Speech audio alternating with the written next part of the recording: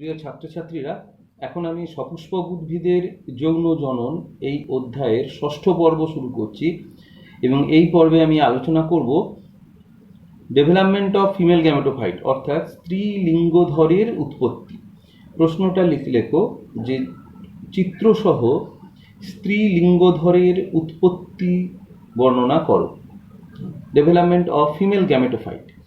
পঞ্চম পর্বে আমি আলোচনা করেছিলাম যে কিভাবে মেগাস্পোর বা স্ত্রী রেণু উৎপন্ন হয় এবং সেখানে দেখেছিলাম ফাংশনাল মেগাস্পোর একটা তৈরি হয়েছিল। তো এই ফাংশনাল মেগাস্পোর থেকে কিভাবে তৈরি হচ্ছে ফিমেল গ্যামেটোফাইট। মনে রাখবে, ফিমেল গ্যামেটোফাইট বা স্ত্রী লিঙ্গধর হলো এমব্রিও স্যাক বা ভ্রূণস্থলী। তাহলে ভ্রূণস্থলী বা এমব্রিও স্যাককেই বলা হয় ফিমেল গ্যামেটোফাইট বা স্ত্রী লিঙ্গধর। এখন আমরা এইটা আমি দেখাচ্ছি ছবি দিয়ে স্টেপ বাই স্টেপ। গত পর্বে আমরা যেটা দেখেছিলাম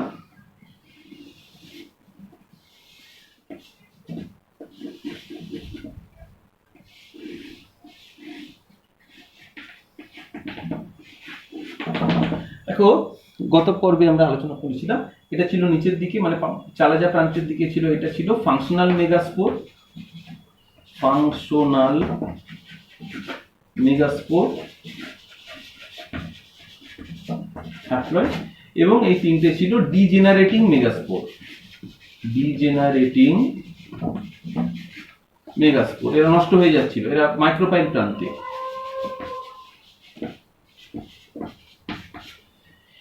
এইবার এটা প্রথম। এইবার যেটা হয় সেটা হলো যে এই যে ফাংশনাল মেগাস্পোর এর যে নিউক্লিয়াস, হ্যাপ্লয়েড নিউক্লিয়াস, এই হ্যাপ্লয়েড নিউক্লিয়াসে প্রথমে দুটো কোষ নিউক্লিয়াস গঠিত হয় এবং তারপর আবার দুটো, অর্থাৎ দুটো থেকে চারটে, মোট চারটে গঠিত হয়। তাহলে এইভাবে দ্বিতীয় ছবিটা আমি এঁকে দেখাই।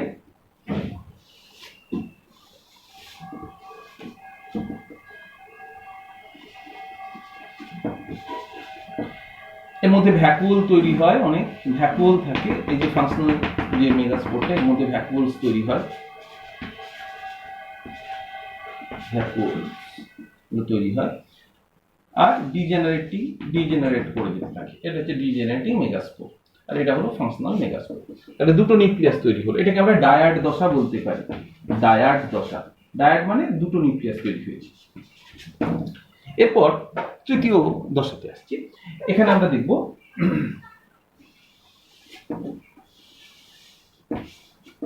দুটো নিউক্লিয়াস, এটা চারটে নিউক্লিয়াস গঠন করেছে, দু প্রান্তে আরো দুটো, মিওসিসের মাধ্যমে, সরি মাইটোসিস, মিওসিস হবে না, যেহেতু এটা মিওসিস পদ্ধতিতে তৈরি হয়েছে, এগুলো সবই মাইটোসিস পদ্ধতিতেই হচ্ছে। তাহলে প্রথমে মেগাস্পোর থেকে, ফাংশনাল মেগাস্পোর, এটা থেকে নিউক্লিয়াস, এই যে হ্যাপ্লয়েড নিউক্লিয়াস বিভাজিত হলো হয়ে দুটো নিউক্লিয়াস হলো ডায়াড, এরপরে চারটে নিউক্লিয়াস হলো, এটাকে আমরা বলবো টেট্রাড দশা।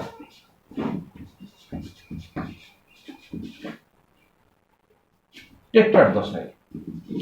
এবং ইতিমধ্যে মেগাস্পোর যেগুলো ছিল ডিজেনারেট করে যাচ্ছিল, নষ্ট হয়ে যাচ্ছিল, সেগুলো সম্পূর্ণরূপে নষ্ট হয়ে যায়। এরপর পরের ছবিতে আসছি, যে এখানে যাচ্ছি, দেখো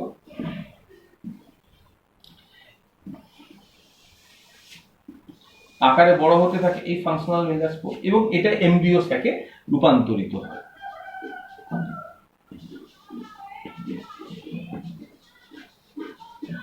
চারটে, এদিকটা হচ্ছে মাইক্রোপাইল এন্ড, এদিকটা হচ্ছে চালাজাল এন্ড, এগুলো ভ্যাকুয়ালস।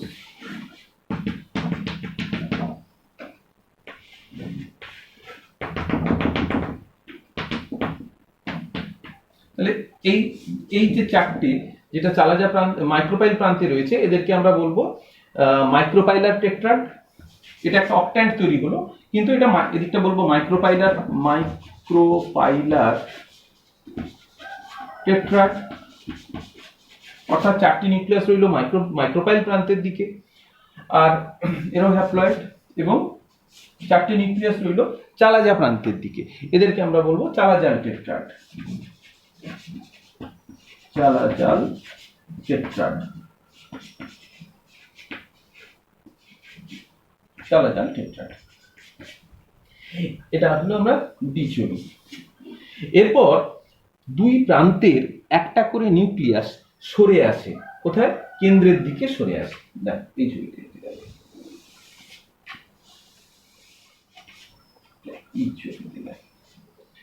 তাহলে তিনটে রয়ে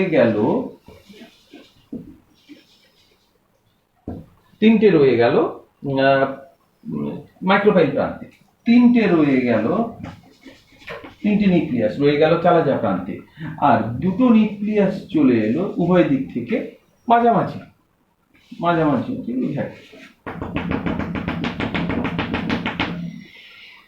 মাঝের এই দুটো নিউক্লিয়াসকে এখন আমরা বলবো পোলার নিউক্লিয়াস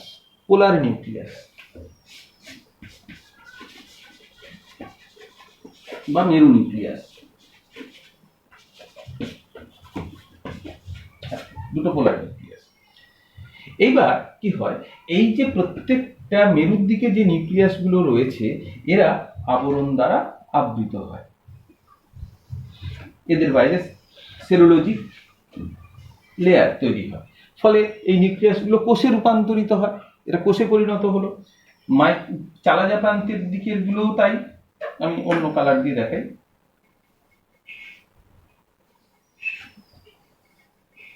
এরাও সেলুলোজিক প্রাচীর দ্বারা আবৃত হয় এবং এইভাবে তিনটে কোষ গঠন করে, কিন্তু মাঝের পোলার নিউক্লিয়াস গুলোর ক্ষেত্রে তা হয় না। পরের ছবি এঁকে দেখাই, এখানে যাচ্ছি আমি।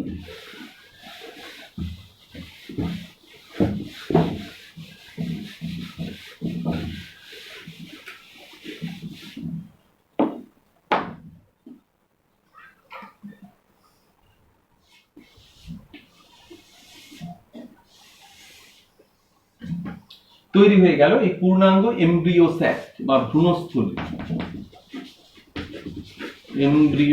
এমব্রিও স্যাক বা ভ্রূণস্থলী তৈরি হলো। এটাকে আমরা বলি ফিমেল গ্যামেটোফাইট। এই যে ফিমেল গ্যামেটোফাইট,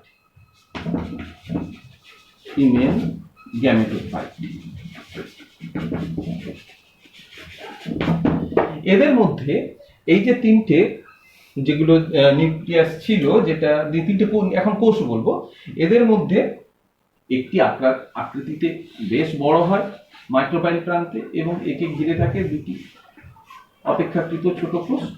এই অপেক্ষাকৃত বড়টি হলো এগ বা ডিম্বাণু, তাহলে এগ সেল, এটা হলো এগ সেল। এদেরকে ঘিরে রয়েছে দুটো, এরাও কোষ, এরা হলো সাইনারজিডস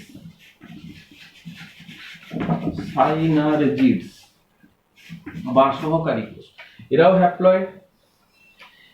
এদিকে চালাজা প্রান্তে তিনটে কোষ, এরাও হ্যাপ্লয়েড, এদের বলা হয় অ্যান্টিপোডাল সেলস বা প্রতিপাদ কোষ সমষ্টি, অ্যান্টিপোডাল সেলস, এরাও হ্যাপ্লয়েড।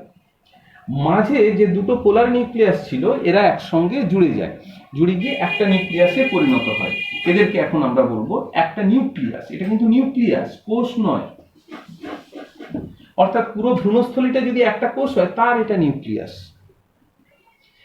এটাকে আমরা বলবো সেকেন্ডারি নিউক্লিয়াস বা definitive nucleus, secondary or definitive, নির্মিত বাংলায় ডেফিনিটিভ নিউক্লিয়াস।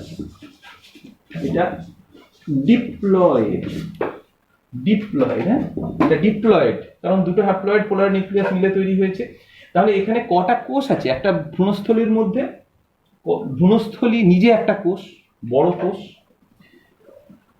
তার মধ্যে রয়েছে আরো 3, 3, 6, অর্থাৎ এখানে রয়েছে 7 সেল, 7টা কোষ, 3, 3, 6 আর একটা বড় 7টা কোষ। এবং এখানে নিউক্লিয়াস দেখো, এখানে রয়েছে 7টা। কিন্তু এই ছবিটাতে যদি দেখি, এখানে কি দেখবো?